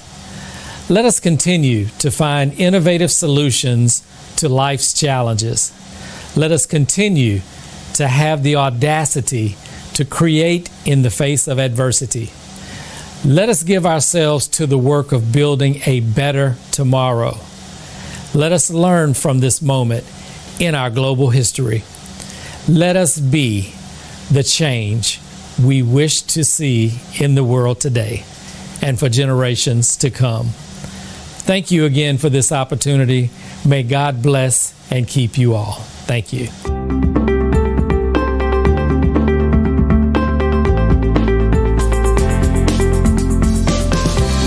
We are nearing the end of today's program. However, before we close out the day, allow me to introduce our final delightful and captivating video. It features an ensemble of entertaining and talented musicians performing together from different locations around the world. This inspirational ensemble was coordinated by the Dreams Band. The Dreams Band, an integral component of the Let Us Dream international movement, was established for the purpose of empowering children and youth in various communities in different parts of the world with the help and support of their respective local community musicians. Credit goes to the Dreams Band for facilitating the coordination of an incredible international community of musicians and singers who voluntarily participated in the creation of this video. While this is an international group with likely differing cultural backgrounds, they all subscribe to a belief in the power of music to transform, inspire, and help heal the world, particularly during these challenging times. To that end, they have prepared this musical collaboration expressly for you. So sit back, relax, and enjoy the music.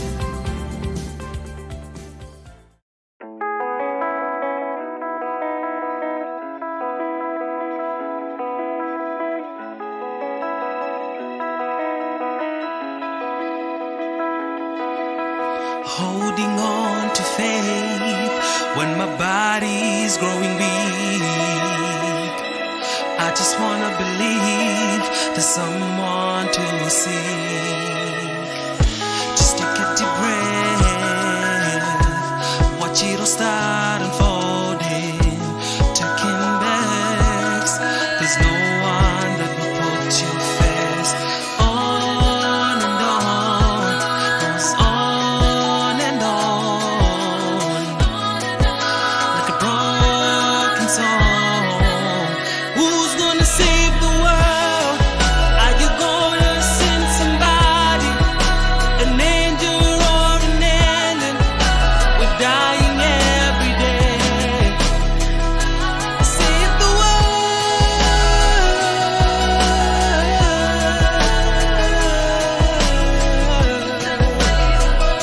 We're dying every day. Sky is clear, but the streets are all so empty and lonely. I'm so confined. These four walls are all that surrounds me. On and on, it goes on and on, like a broken song. Who's gonna save the world? Are you gonna send somebody, an angel or an alien? We're dying every day.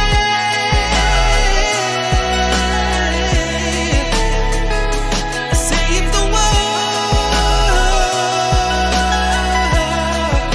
We're dying every day. Oh, we'll save the world. Yeah, yeah, yeah, yeah, yeah, yeah. We're dying every day. Yeah. Oh, come save the world.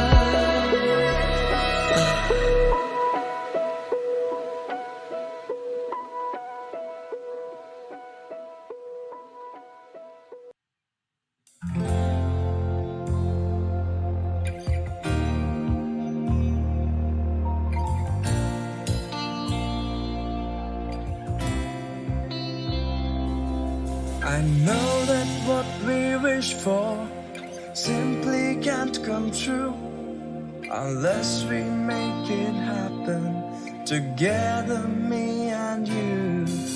A wish remains a wish, a dream is still a dream, until we take some action and make reality. We are a choir of your children.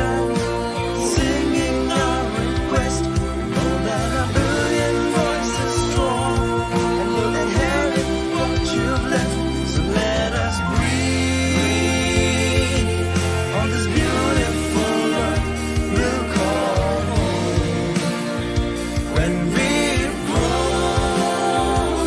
So let us breathe in a world with a place for everyone under the same sun.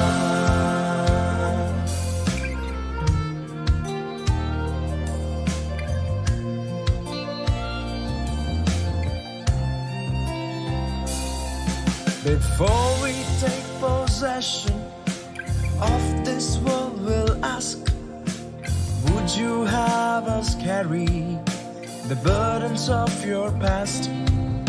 We do believe you love us, so please do all you can to give us hope that we can breathe and live upon this land. We are a choir of your children. We will do our best with all the things that we've been given and all the things that we've been left. So let us breathe on this beautiful earth we'll call home when we've grown. So let us breathe in a world with a place for everyone under the same sun.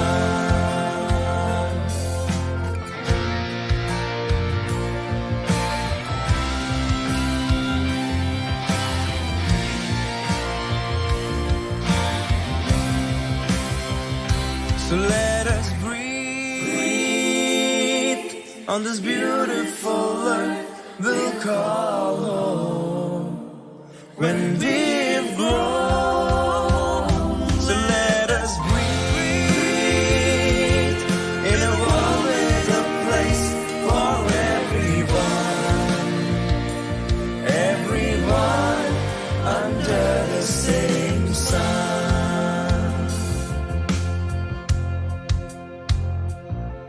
I know that what we wish for simply can't come true unless we make it happen together, me and you.